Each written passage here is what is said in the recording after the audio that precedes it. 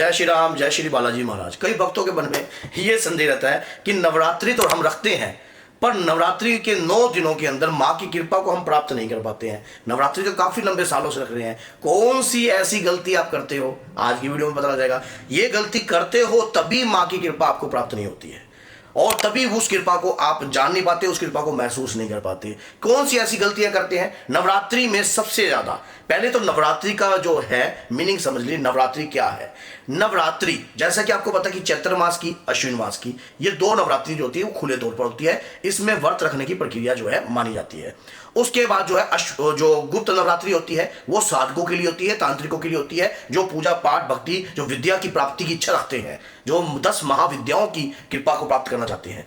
अब नवरात्रि जो है नवदुर्गा की होती है। रात्रि मतलब दोनों के समय पे एंड में क्या आता है? रात्रि। जब रात्रि में पूजा करी नहीं तो दिन में पूजा का क्या फायदा? जब दिन में संसार जिस वक्त सारे आपको पता है फैक्ट्रियां भी चल रही होती हैं, हर किसी के काम धंधे सब कुछ होते हैं। नवरात्रि जो व्यक्ति रखता है, जो माँ की भगवती की पूजा करता है, उसे तो रात्रि में ही जागना चाहिए।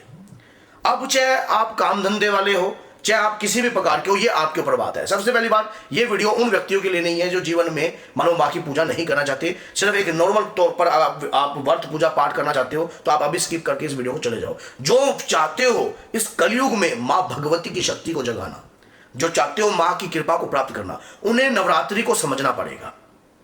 नवरात्रि में अपने मन की शांति सबसे ज्यादा प्रिय होनी चाहिए।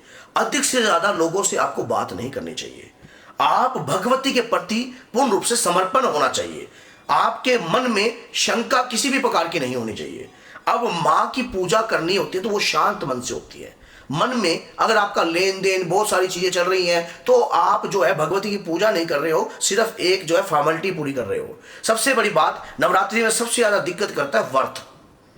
कई लोग व्रत रखते हैं और कुट्टू की पकौड़ियां पेलते हैं, उसके बाद कचौड़ियां पेलते हैं, फिर उनका पेट खराब होता है, फिर वो सोच जाते हैं तो ये काम तो बंद ही कर दो भैया, इससे तो आप व्रत ही न मत रखो। आपको मेरी बातें कुछ फील हो सकती हैं, लेकिन फील हो गए तो आपके ऊपर बात है। बुरी लगी तो तब भी आपकी, चाहे कमेंट आप कैसे भी कर देना, लेकिन मैं सत्य बोल रहा हूं। जब पेट में विकार उत्पन्न नहीं होगा तो मन की शांति सदैव बनी रहेगी। अगर पेट तो आपका डकारे मार रहा है, तेजाब आपको बन रहा है, तो आप फिर पूजा कहां से कर लोगे बताओ? आप तो अपने शरीर के ऊपर भी वो होने लगे ना कि तेजाब। खाना पीना तो नवरात्रि में तो अखंड तपस्या चलनी चाहिए, अखंड तपस्या। मान लीजिए चाहे 3 घंटे की तपस्या करो, रिक्वेस्ट है, चाहे लेकिन मन की शांति के लिए करो। माँ का कोई भी एक मंत्र उठा लीजिए, आप कोई भी एक मंत्र, आप माँ का कोई भी एक मंत्र उठाकर कार्य कीजिए। अगर कई लोग जो इस प्रकार के व्रत रख के कार्य करते हैं, क्या भूखा अनुव्रत कीजिए। आप इस व्रतों से अनुव्रत कीजिए। अनुव्रत किस प्रकार के होते हैं? जैसे कि 3 घंटे तक आप किसी से बात नहीं करोगे, 3 घंटे तक आप अपने फोन को नहीं देखोगे। ये व्रत रख सकते हो आप। 3 घंटे तक आप जो है अपने मुख से किसी के प्रति कुछ भी निंदा वक्त ना किसी की निंदा सुनोगे नवरात्रि में। इस प्रकार के अनुव्रत रख लीजिए। आप किसी एक प्रिय चीज का त्याग कर दोगे नवरात्रि के दौरान। कोई भी प्रिय चीज, जैसे आप कोई भी जो आपको पसंद है खाने में या कुछ भी, आप उसका त्याग कर बैठे हो। आप उस चीज को नहीं, आप जो है ये लगा लीजिए, आप चप्पलों का त्याग कर सकते हो कि मैं चप्पल पहनूंगा नहीं हूं, या कुछ भी ऐसा कार्य जो है आप छोटे छोटे अनुव्रतों से भी शक्ति को अर्जित कर सकते हो, शक्ति की कृपा को प्राप्त कर सकते हो। लोग अक्सर इस प्रकार की गलती करते हैं। देखो माँ का कलश, अब जैसे कई लोग जो है कलश स्थापित कर देते हैं, लेकिन कलश की गरिमा को नहीं समझते।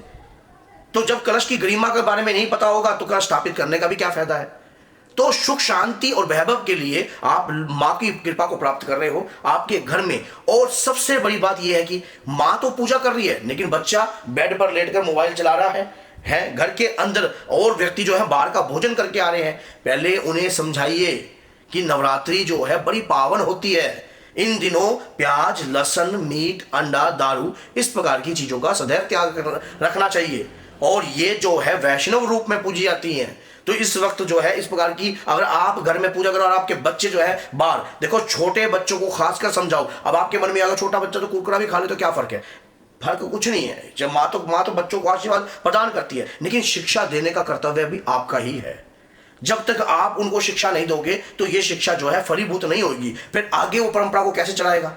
फिर अपने बच्चों को अपनी कुल देवी का महत्व बताना चाहिए कि नवरात्रि में अपने परिवार के सदस्यों को कुल देवी के दर्शन करने के लिए जरूर ले जाना चाहिए, कि कुल देवी पर मस्तक हमने माथा टेककर जरूर आना चाहिए।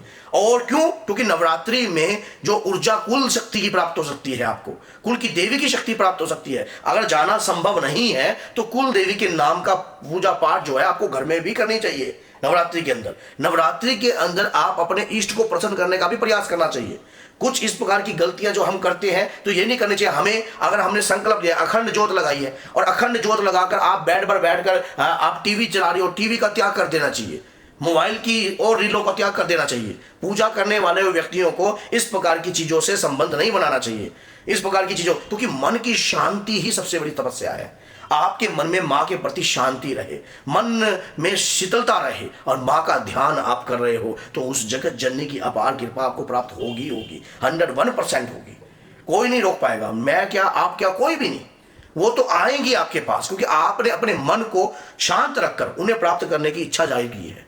और जब कलयुग में कोई भक्त सच्चे मन से रात्रि में माँ को बुलाए तो रात्रि में वो माँ आपके ऊपर जरूर, उनकी कृपा आपके ऊपर जरूर आएगी। अगर नवरात्रि के दौरान जैसे आप भयभीत नहीं होना चाहिए, कई लोग भय करने लग जाते हैं। मान लीजिए पूजा करते रहे, आपका शरीर हिलने लग गया, आपके रोंगटे खड़े होने लगे, आपको भयभीत नहीं होना चाहिए। माँ पर विश्वास रखकर कार्य करना चाहिए। अगर भगवती की आप पूजा कर रही हो या कर रहे हो तो आपके ऊपर उनकी कृपा आना स्वाभाविक है। उनकी तरंगे, उनकी दूतनियां, उनकी यक्षनियां आपके शरीर पर आएंगी और वो आ रही है तो उन्हें आने दो, उन्हें आने दो शरीर पर शांति के लिए, क्योंकि कृपा आती है शरीर पर। जो सच्ची आत्मा होती है ना, जो परमात्मा के प्रति अपने आप को समर्पित कर देती है, उनके शरीर पर जो है ऊर्जा का वास सदैव होता है। नवरात्रि में जो है छोटे छोटे अनुव्रत कर काम करो, आप गंदी चीजों का त्याग कर दो, जितना भी है स्नान आदि कर कर और धोती पहनकर, खुले वस्त्र पहनकर और कुशा का आसन लेकर और जमीन पर सो, हो सके अगर आपका शरीर जो है पीड़ाजनक नहीं है तो आप जमीन पर ही सोइए। और ज्यादा जमीन पर अगर नहीं सो पाते तो गद्दा बिछा लीजिए, ऊपर का सिंहासन त्याग दीजिए। ऊपर के सिंहासन पर आपको नहीं बैठना चाहिए। नवरात्रि में मां से ऊंचे की पदवी आपकी नहीं होनी चाहिए, आपको नीचे बैठकर धरती से शपथ रखना चाहिए ताकि आप ऊर्जा को प्राप्त कर सको और आपके मूलाधार चक्र में एनर्जी उत्पन्न हो सके, जिससे, और धरती पर जितना आप धरती पर बैठोगे उतना शरीर, आप कभी भी चटाई पर सो के देखे हो, आप कभी चटाई पर सो के देखना, तपस्या जब करते हो चटाई पर सोते हो तो शरीर अकड़ता है। वो शरीर अकड़ता नहीं है बल्कि शरीर खुलता है। कभी भी आपके शरीर में रोग, बीमारी, दोष कभी नहीं होगा। और अगर व्रत रखना भी है तो फलाहार पर रखिए, सिर्फ क्या है, सेब, केला, दूध, इस प्रकार का कीजिए और एक समय का भोजन सात्विक बिल्कुल हल्के तरीके से लीजिए, ताकि आपके शरीर जो है जीविका चलती रहे, शरीर में ऊर्जा बनी रहे और पूजा में मन भी लगता रहे। मेरी बात अगर किसी भाई को पिंच लगी तो 100 बार पिंच लगे, क्योंकि मैंने शुरू में ही कह दिया था कि उन व्यक्तियों के लिए ये वीडियो नहीं है जो ढोंग ढगासा करके कार्य करते हैं और खासकर भोजन पकवानों पे ज़्यादा मरते हैं। तपस्या होती है, चाहे किसी भी प्रकार की हो, चाहे छोटी हो। अनुव्रत रखिए छोटे छोटे। माँ ये नहीं कहती कि आप पूर्ण दिन का व्रत रखिए और उसके बाद जो है फिर शाम होते ही खाने पर टूट पड़िए।